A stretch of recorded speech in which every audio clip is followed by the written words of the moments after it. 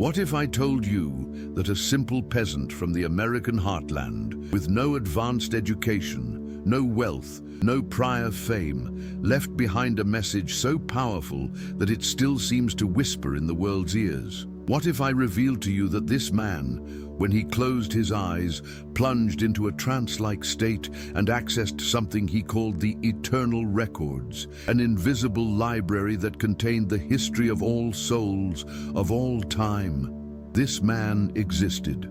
His name was Edgar Cayce.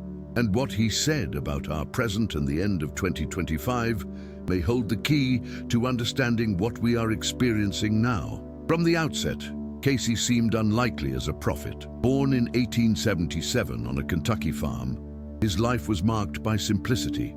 He barely finished school. He lived surrounded by crops, birds, and the silence of the countryside. But there was something about him that was out of the ordinary. As a child, he claimed to see things no one else saw, hear voices no one else heard, sense presences that could not be explained.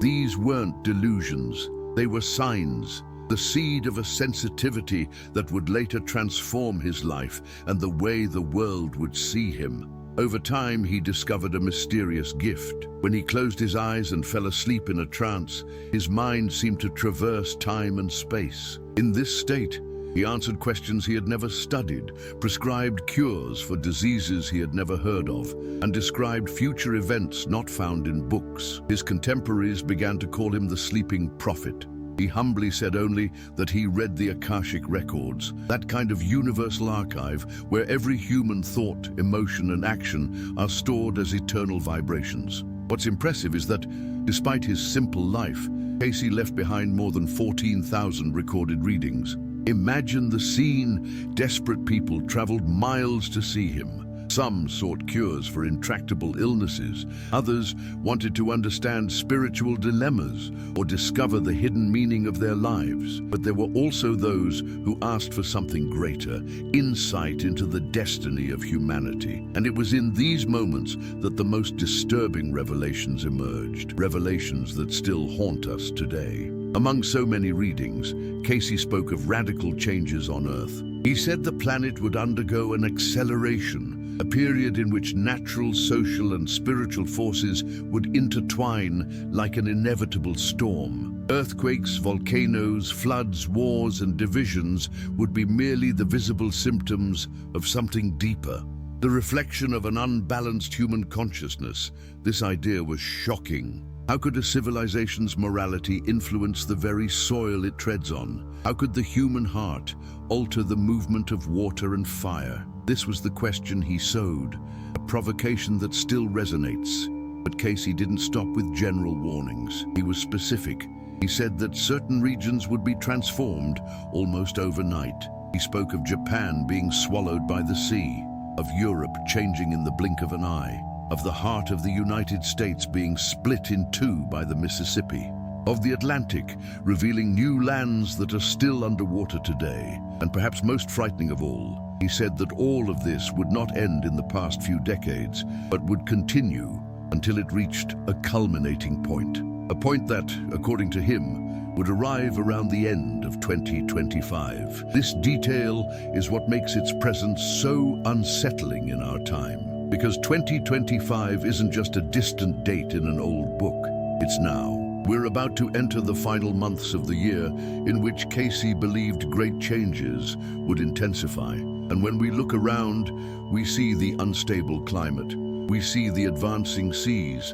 We see fragmented societies. We see the fire of political and religious tensions growing. It's hard not to feel that, in some way, we're within the scenario he drew. There's a powerful strangeness to this. Why would an uneducated man living in the early 20th century describe images that resonate so strongly with our current news? Was it coincidence? Or was Cayce, in accessing these invisible records, truly touching on something beyond human logic, something that transcends the boundaries of time and space? If so, we are not just dealing with a prophet, but with a messenger who traversed dimensions to deliver a warning. And here comes another intriguing point. Cayce never presented himself as the owner of the truth. He himself considered himself fragile, limited, a temporary channel.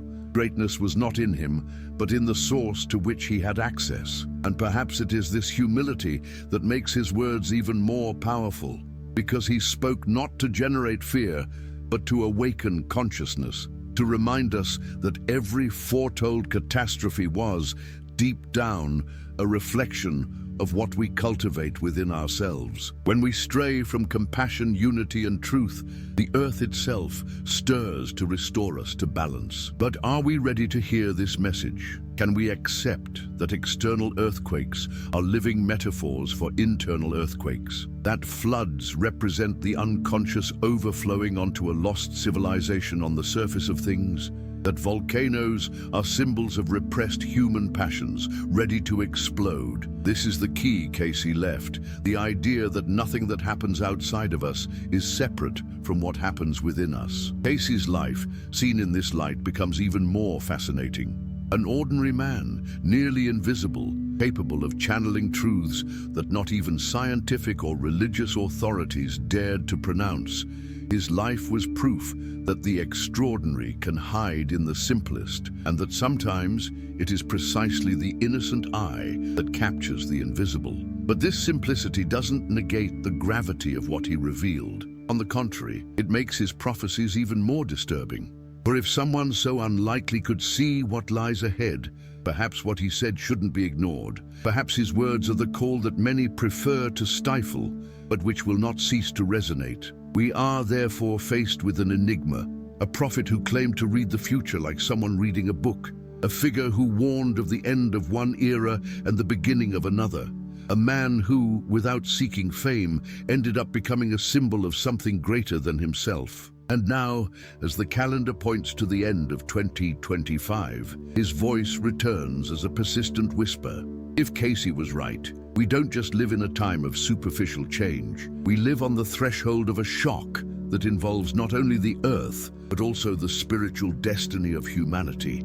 This is the first key we need to grasp before moving forward, because the coming revelations will challenge not only our worldview, but also our place within it. And so the inevitable question arises: if everything Cayce predicted is coming to pass before our eyes, what lies ahead? What invisible forces are already at work, waiting for the right moment to reveal themselves? What does it mean, after all, to cross the threshold of 2025? Edgar Cayce said that time was not a straight line, but a circle in constant motion, a living field where past, present, and future touched like invisible waves. When he entered a trance, he claimed he was not predicting tomorrow, but merely reading records already written in a dimension beyond human logic.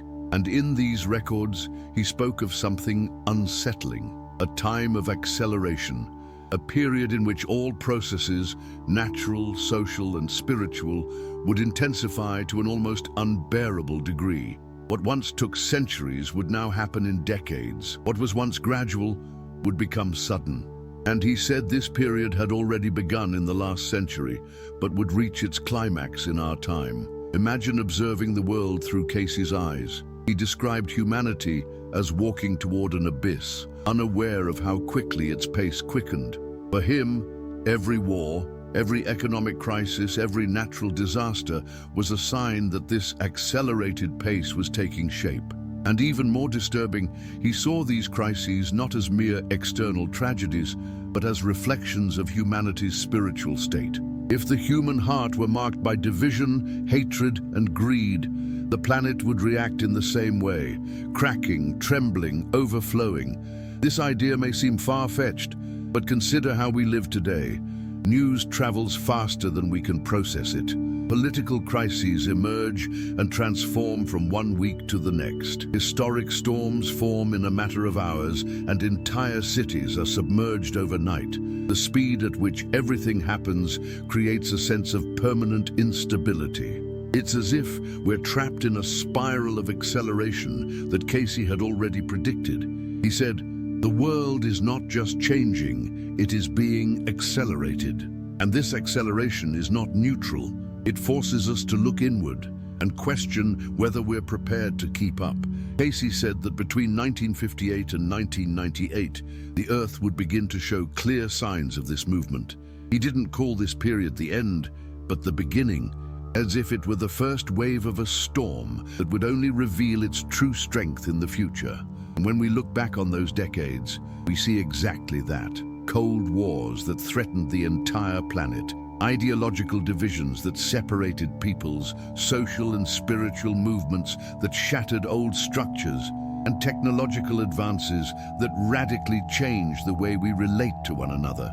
For many, it was just history, but for Cayce, it was the harbinger of something much greater. And if we look back to today, the sense of acceleration becomes even more evident. Think about how we lived just 20 years ago. The world seemed slower, more predictable.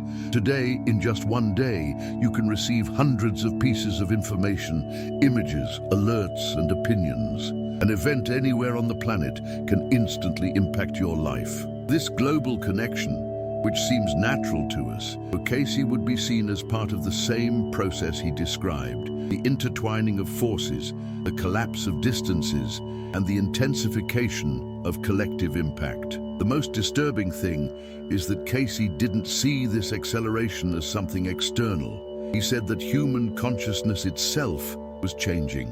People would begin to feel more anxiety, more internal pressure, as if time was shortening within them. How many times have you felt like the days fly by, that the years pass in the blink of an eye, that you can't keep up with everything that's happening? This feeling for Cayce wasn't a psychological illusion, but part of a real spiritual transformation, drawing us to a point of choice. But there was something even more profound in his words. He warned that this acceleration was not just a preparation for physical catastrophes, but for a shift in consciousness. What would happen to Earth would be a reflection of what was happening within each human being. And this raises disturbing questions. If we live in a world of growing divisions, of daily fueled hatred, of greed that corrodes relationships and destroys ecosystems, aren't we fueling the very acceleration that is pushing us to the limit? Is the planet merely a mirror of our own imbalances? Consider simple examples from everyday life. The city you know can change in a matter of days with an unexpected flood. A social network can transform someone's reputation in a matter of hours. A financial crisis can emerge on the other side of the world and destroy jobs on your street.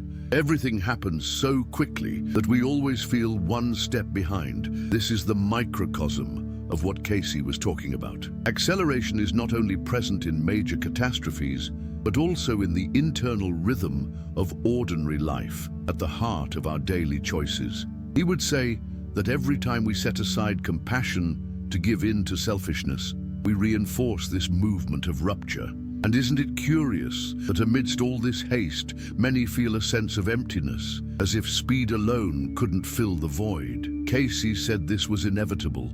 The further humanity moved away from the spirit, the more it would feel the void. He spoke of a void that couldn't be filled with technology, consumption, or power, but only with a reconnection to the soul's deepest purpose. For him, this acceleration had a function: to force us to stop running from ourselves. Because in the midst of the storm, the only possible anchor is the reconnection with our own essence. Now imagine the consequences of this acceleration becoming unbearable. What happens when the entire Earth vibrates at this frequency? For Cayce, the answer was clear. The planet would go into convulsions. Earthquakes, eruptions, floods, and conflicts would be merely the outward signs of a consciousness that refused to awaken. They wouldn't be punishments, but consequences. Nature would reflect the collective soul. That's why, when speaking of catastrophes, he always emphasized, the true epicenter is not the ground, but the human spirit. And this is where Cayce's narrative becomes even more provocative. He wasn't saying we were doomed. On the contrary, he was saying this acceleration was also an opportunity. If human consciousness shifted, if we sought cooperation, unity, and compassion, the Earth would reflect this transformation. The forces would be the same, but instead of destruction, they could generate renewal. The acceleration would then be the birth of a new era, not the collapse of an old one. Everything depended on what we chose to nurture within ourselves. Looking at the present, the question arises, are we prepared for this choice? Are we aware that what happens within each of us is reflected in our collective destiny? Or will we continue rushing forward, unaware that we are being pushed toward a threshold that Cayce called humanity's spiritual test? This is the tension that marks our time. We live in a world where every individual decision reverberates like never before, and every gesture of selfishness or compassion contributes to the accelerating pace. And if all this is true, if Cayce truly read in the Akashic records the process already underway, then perhaps we shouldn't ask if changes will come, but rather in what form. Will they be the collapse of everything we know or the opening to something we can't yet imagine? Acceleration is inevitable, but the outcome is still in our hands. And here's the suspense. Cayce said that after this phase of acceleration, more intense physical signs would emerge. The waters advancing, the fires of the mountains awakening, the continents moving as if they were pieces on a cosmic chessboard. But before we get to that, we need to understand, what do the waters symbolize? What does it mean when the earth, like a living body, begins to return to humanity what it has sown? Edgar Cayce spoke of water with an almost disturbing insistence. He said that humanity should observe the oceans because it was from them that the first signs of collapse and transformation would emerge. For him, the sea was not just a natural element, but a living force that guarded the Earth's memory. When it moved uncontrollably, it was as if it were revealing what humanity had long suppressed. And among his prophecies, perhaps none is as visual and as frightening as the vision of cities being swallowed, entire territories being redrawn, and the known world being remade in the image of water. Cayce asserted that parts of the eastern United States would be submerged. New York, a symbol of modernity and human power, would face devastation. The Gulf of Mexico would advance over the territory, completely altering the geography we know. He spoke of these images not as vague metaphors, but as clear descriptions, repeated in different readings. And today, when we see news of increasingly violent storms, hurricanes forming with record intensity, and coastal cities slowly being swallowed by the ocean, how can we not feel the weight of his words? But are we really willing to see the oceans this way? How many times have you noticed that a simple flood can completely transform the daily life of a city? Neighborhoods become inaccessible, families lose everything in a matter of hours, and what seemed solid dissolves before our eyes. If this already happens on a small scale, what would happen if the waters actually advanced over entire regions, as Cayce described? The power of his visions connects directly with what science confirms today. The poles are melting, the oceans are expanding, and sea levels are rising at a rate that frightens even the most skeptical experts. In the last decade, we've seen small Pacific islands declare emergencies because their populations can no longer live on constantly flooded land. Entire peoples are being forced to abandon their homes, not by wars or conflicts, but because the sea simply won't recede. Isn't this exactly what Cayce meant when he said the planet would reclaim its territories? And if we look beyond geography, what is the true meaning of water?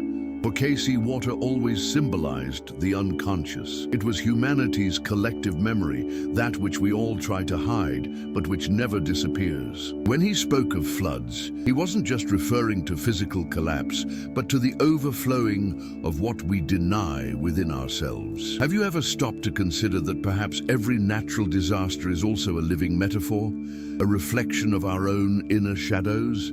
This point is uncomfortable because it forces us to look inward. If the waters advance, isn't it because we're refusing to face the truth? Think about how much we live immersed in distractions, excessive consumption, and illusions of control. And then suddenly, nature reminds us that nothing is under our control. Isn't this the shock we feel when we see streets transformed into rivers and buildings surrounded by the tide? The external world reveals what was already happening in the inner silence. What if Cayce was right when he asserted that the Earth merely reflects the collective consciousness? This would change the way we view every flood, every climate disaster, They would no longer be isolated events, but parts of a single movement, the forced awakening of a humanity that insists on postponing the inevitable. The question is, how high will the waters have to rise before we finally understand the message? The most curious aspect of his visions is that, for Cayce, the waters weren't just destructive, they were also renewing. He said that, after the devastation, new lands would emerge. Parts of the Atlantic would reveal surfaces now hidden beneath the waves. It was as if the planet were recreating its own form, a process that would combine destruction and creation in a single gesture.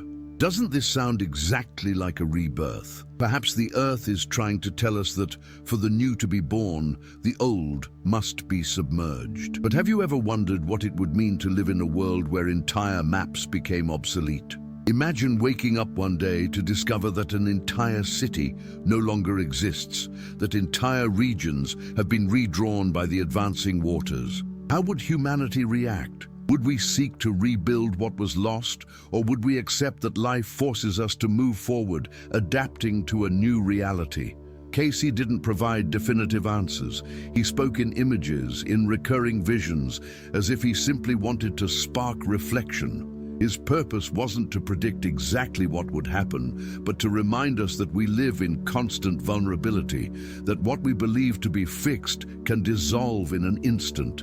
And perhaps it's precisely this awareness we lack, because we believe in security, we believe in stability, but life insists on showing us otherwise. When he spoke of the eastern United States being submerged, many laughed. When he described disappearing islands, he was seen as alarmist. But now, when scientists warn of threatened coastal cities, when we see images of families being evacuated in makeshift boats, doubt grows. Was Cayce simply reading the obvious consequences of our choices, or was he truly accessing a knowledge beyond the human? This is the provocation his life left us. It doesn't matter whether we believe in prophecies or not.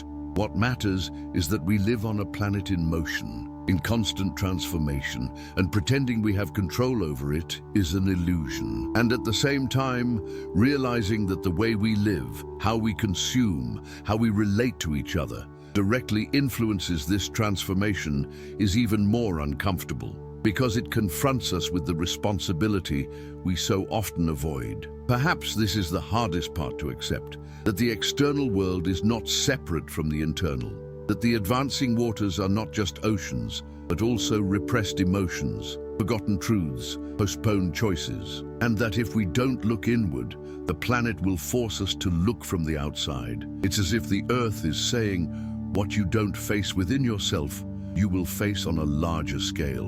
And this is where the suspense builds. Because Cayce wasn't just talking about water. He said the next signs would come from fire, volcanoes awakening, dormant mountains revealing their fury, the heart of the earth opening before humanity. What would happen when water and fire met? What would it mean to live on a planet that chooses to speak to us through its own convulsions? Edgar Cayce said that the signs of a cycle's end would come not only from advancing waters, but also from awakening fire. And when he spoke of fire, he wasn't referring only to visible flames, but to the Earth's incandescent heart, to the dormant mountains that harbor within them an age-old fury. He mentioned Mount Vesuvius in Italy and Mount Pelée in the Caribbean as two landmarks. He warned that if they erupted together, it would be the beginning of a global earthquake, not as mere geological phenomena, but as a warning that the Earth had crossed a point of no return.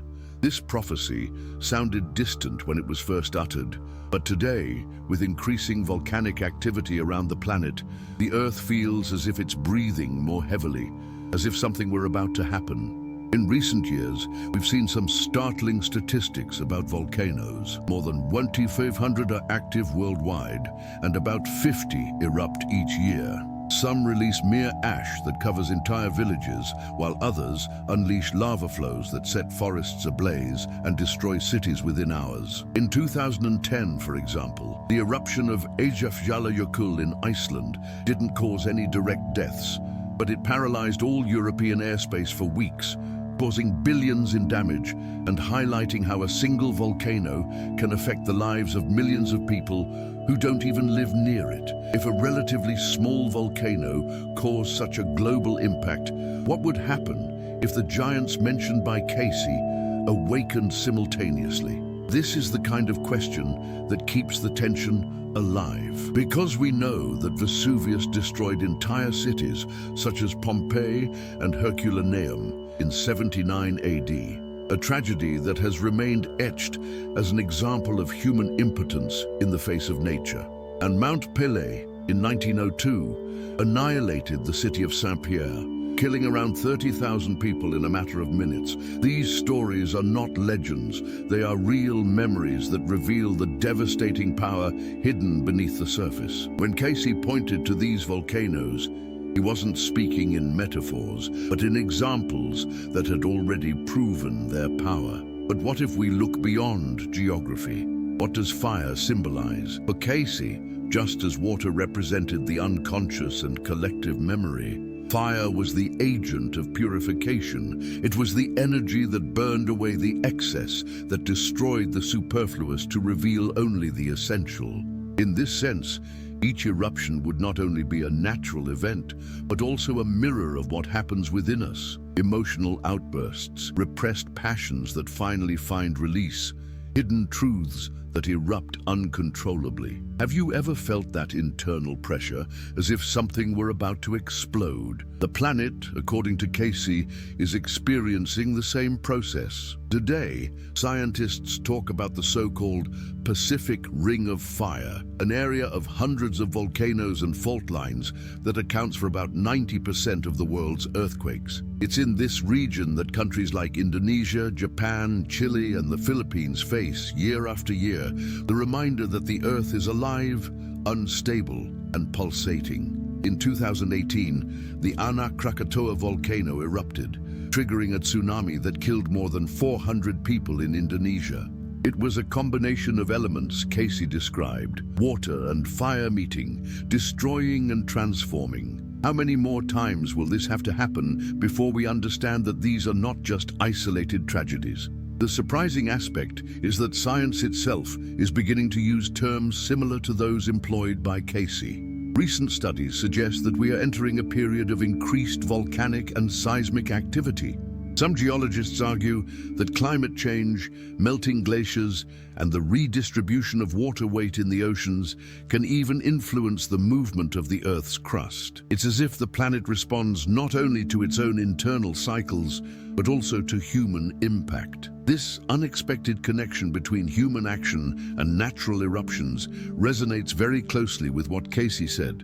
The Earth responds to human consciousness. And how do these ideas reflect on our daily lives? Consider how a fire can completely transform an environment. A house destroyed by fire is never the same again, but often, after destruction, space opens up to rebuild something new. A burned forest, over time, gives rise to more fertile soil. Fire is always a paradox. It destroys and creates. It wounds and renews. The same is true for internal processes. How often does a painful and intense personal crisis become the trigger for a new beginning? This is precisely the role Cayce attributed to the forces of the Earth. But are we prepared for what may come? The planet's inner fire cannot be extinguished, only temporarily contained. And when it awakens, we are forced to recognize our fragility.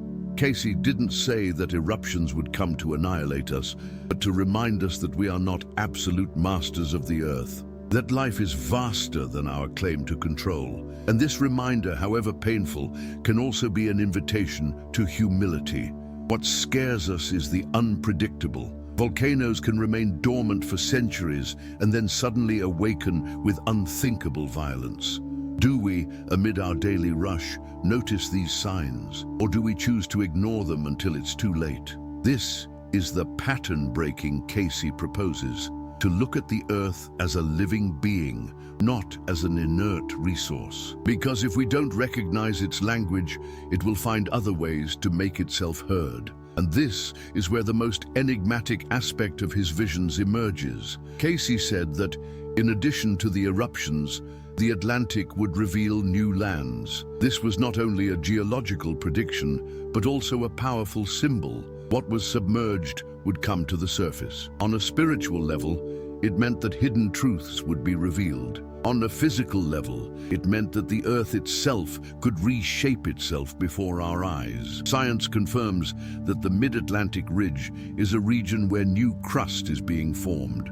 But Cayce spoke of something sudden, almost immediate, as if humanity itself were forced to rewrite its maps. Imagine the psychological impact of this. What would happen to the human mind if a new landform emerged in the middle of the ocean? Would it be seen as a miracle or a threat? History shows us that whenever something unexpected happens, our beliefs and systems must adapt. Perhaps this is what Cayce meant, that eruptions and the emergence of new landforms would not just be physical phenomena, but shocks of consciousness, invitations to expand our worldview. And here lies the inevitable question. If we already live in fear of the advancing waters, how will we react when fire joins them? When the sea and magma, symbols of memory and purification, meet on a planetary scale? Will we be ready to understand that the Earth is not only in turmoil, but calling us to a deeper awakening? This is the suspense Cayce left open, because according to him, the most intense signs have not yet arrived. And what he saw when he looked at Japan, Europe, and the United States made his message even more unsettling. Edgar Cayce didn't limit his visions to vague symbols. He spoke clearly of entire territories being transformed. One of his most frequently repeated phrases was, "Japan will be swallowed by the sea." To many, this seemed impossible. Could such an advanced country with millions of inhabitants simply disappear? But when we consider Japan's geological reality, we realize the gravity of his words. The archipelago is located in one of the most unstable tectonic zones in the world, where several plates collide. The country is hit by hundreds of earthquakes every year, some barely perceptible, others powerful enough to alter the course of history. In 2011, the earthquake and tsunami devastated Fukushima, causing a nuclear crisis that shook the planet. If this disaster was already capable of leaving deep scars, what could be expected of an even greater event, capable of sinking much of the islands? Cayce's prophecy echoes as a disturbing reminder that the impossible may merely be dormant, waiting for the right moment to awaken. And when we consider the human impact of this vision, our minds falter. What would it mean to lose an entire nation? Millions of lives displaced, ancestral traditions erased by the ocean, a people forced to rebuild their identity far from their own lands. More than a physical collapse, it would be a collective trauma that would mark the consciousness of all humanity. Are we prepared to deal with the sudden loss of something that seemed eternal? Cayce also spoke about Europe. He said that the upper part of the continent will change in the twinkling of an eye. Interpretations vary. Some believe he was referring to natural catastrophes such as devastating floods or sudden earthquakes. Others see political and social symbolism in this phrase, pointing to economic collapses, leadership crises, and unexpected geopolitical shifts. Looking at Europe today, we see a continent pressured by migratory tensions, economic instability, and border conflicts. The war that has already returned to haunt its lands, the division between blocs, and energy dependence have created unstable ground. If we consider how quickly a crisis can spread today, it is not difficult to imagine sudden transformations that radically change the course of European history. But what exactly does "in the twinkling of an eye" mean? Perhaps it's Cayce's way of saying that these changes won't happen slowly, but suddenly, surprising even the most prepared. One night could be enough to change the fate of millions. And given a global scenario of constant tension, the idea of sudden change no longer sounds like fiction, but an ever-present possibility. Perhaps, however, the darkest part of his visions is reserved for his own homeland, the United States. Cayce described the country as being split in two, with the Mississippi River as the fault line. He said the center of the territory would be well broken, and that parts of the West would sink into the ocean. This image frightening in itself, gains weight when we consider the region's seismic history. The San Andreas Fault in California is already known worldwide as a source of devastating earthquake risks. But there is also the New Madrid Fault in the center of the country, which in the early 19th century produced tremors so strong that they briefly caused the Mississippi River to flow backward. If an event of this magnitude were to occur today, amid densely populated cities and fragile infrastructure, the result would be an unprecedented catastrophe. What's most disturbing, however, is not just the physical collapse, but the symbolic parallel. When Cayce spoke of a divided America, many understood not only the geological rupture, but also the social rupture. Consider the present, a polarized nation, fragmented into ideologies that don't communicate, marked by internal conflicts that erode unity. Could it be that the sleeping prophet's words spoke as much of the earth as of the consciousness of its people? Could it be that the fracture of the soil is also the fracture of the collective soul? This connection between geography and spirit is what makes Cayce's prophecies so unsettling. He didn't see the earth as an object separate from humanity, but as a mirror. When society collapses internally, nature responds with its own language. The earthquake becomes a metaphor for political divisions. The tsunami represents the wave of repressed emotions. The volcano's fire reflects accumulated anger. It's not a vision of punishment, but of consequence. Earth and humanity walk hand in hand, and every internal imbalance is projected onto the external environment. If we look at it from this perspective, we realize that we're not just talking about natural disasters, but a crisis of meaning. Are we prepared to lose pieces of the world we know?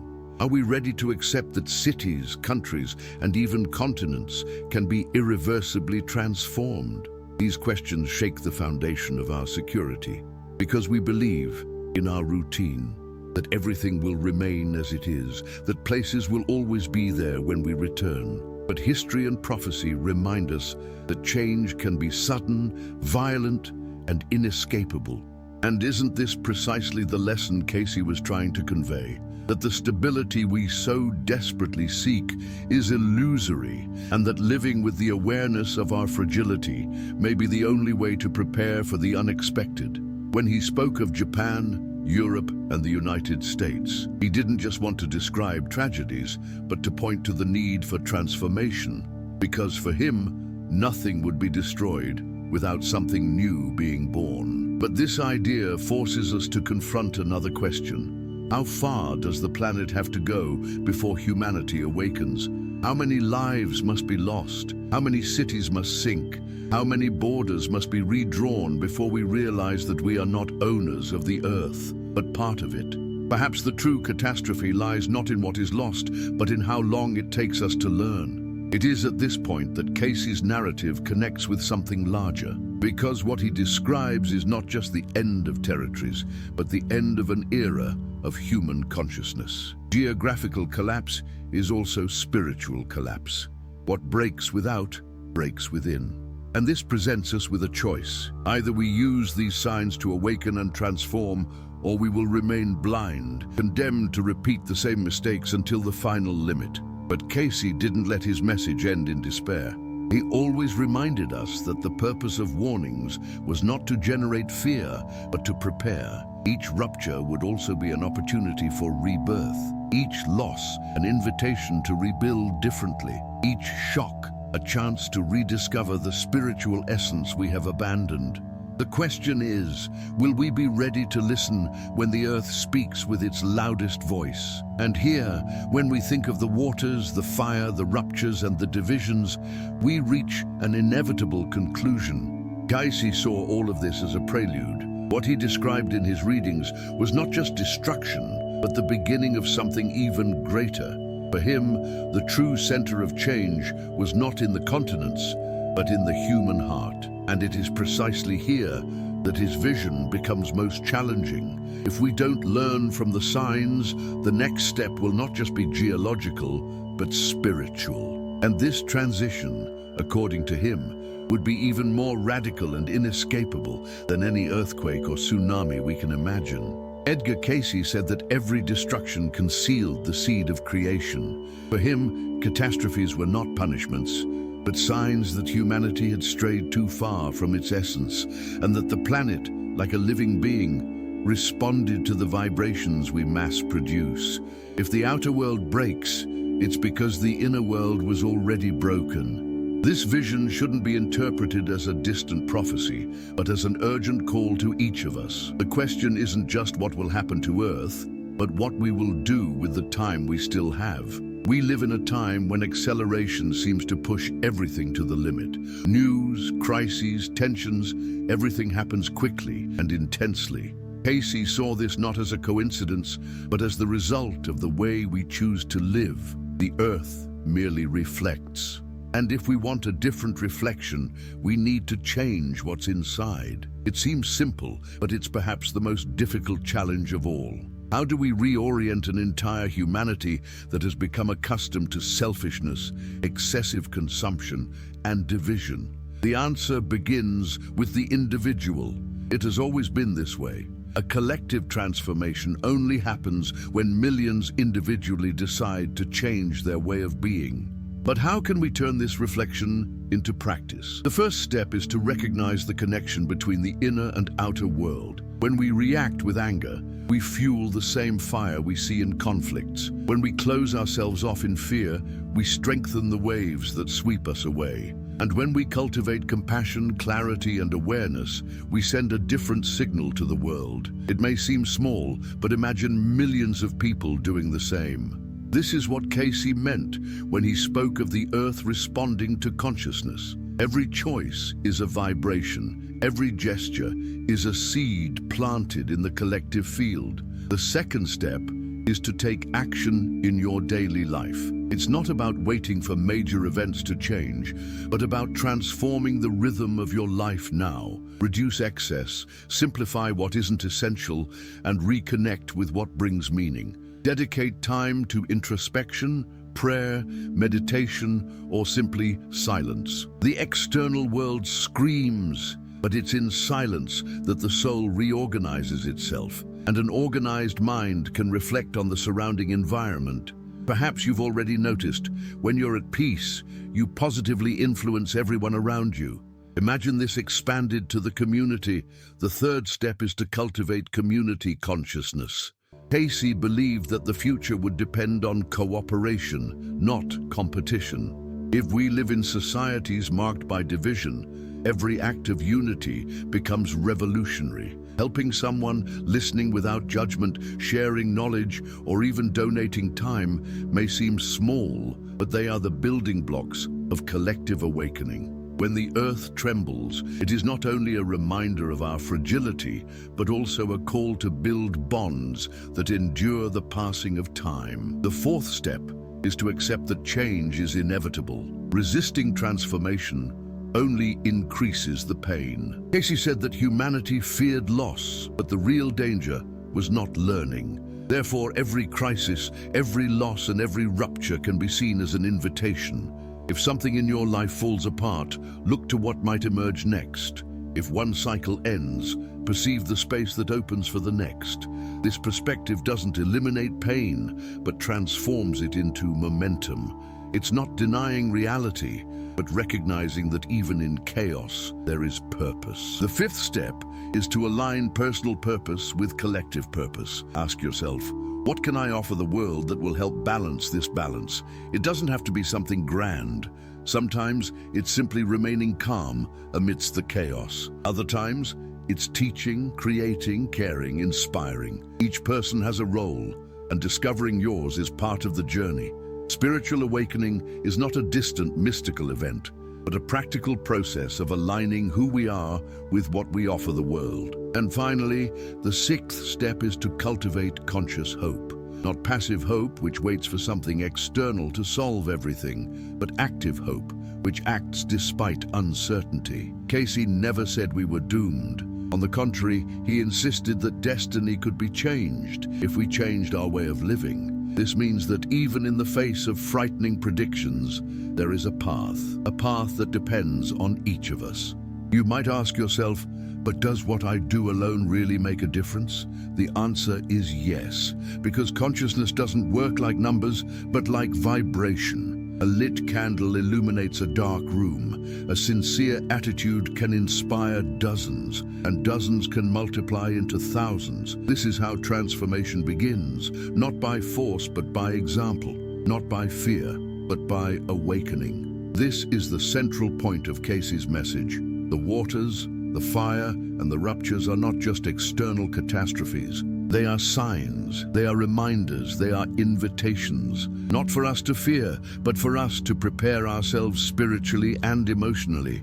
Because in the end, it matters not only what happens to the earth, but what happens to humanity before it. The real question is not whether the world will change, but whether we will change along with it. And now, in light of this reflection, I offer a simple and practical plan for you to start today. Set aside 10 minutes a day for silence, disconnect from distractions, and listen to yourself. Practice one concrete act of compassion each day, no matter how small. Reduce an excess you know you don't need, whether it's consumption, information, or energy. And write in a notebook your intentions for the coming months, aligning them with the desire to contribute to something greater. These small, repeated steps have the power to change not only your life, but the collective field to which we all belong. Perhaps this is the true meaning of the end of 2025, not an external apocalypse, but an opportunity to cross the internal threshold that separates unconsciousness from consciousness, division from unity, fear from active hope. Cayce wasn't talking about condemnation, but about choice. The choice to listen or ignore the signs, the choice to awaken or remain asleep. And you, what choice will you make? This question echoes as both an invitation and a challenge, because time moves on and acceleration doesn't wait, but we still have the chance to respond differently. If this message resonated with you, subscribe to the Fate Forecast channel now, like this video, and share your thoughts in the comments. You can do so anonymously if you'd like. Your experience can enlighten others who are also searching for answers. Together, we create not just a community, but a space for collective awakening. The world needs more conscious voices, and yours can be one of them.